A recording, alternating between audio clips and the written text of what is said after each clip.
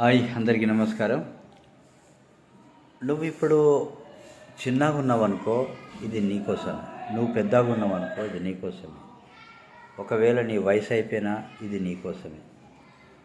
ఇక్కడ చిన్నప్పటి నుంచి వెళ్ళి పెద్ద అయ్యే వరకు చాలామంది అప్పులు లేకపోతే ఆస్తులు లేవని, డబ్బు లేదని బాధపడతారు. మీరు ప్రతిరోజు పని చేసిన తర్వాత మీకు ఎందుకు మీ దగ్గర డబ్బు ఉండదు? ఆ డబ్బును మీరు అనవసరమైన ఖర్చులు పెట్టి తర్వాత మీరు బాధపడితే ఏమొస్తుంది?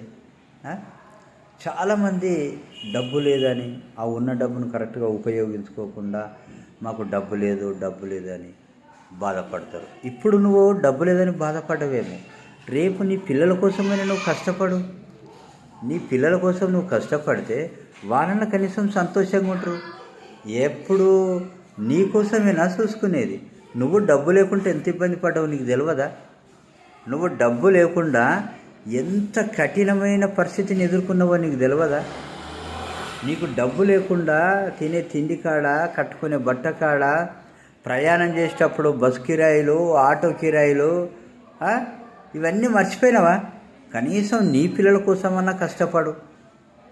ఇప్పటికీ అప్పటికీ నువ్వు ఏమో మారకపోతే నీ పిల్లలు ఎలా మారుతారు? బాగా ఆలోచించు. Thank you so much friends. Hi.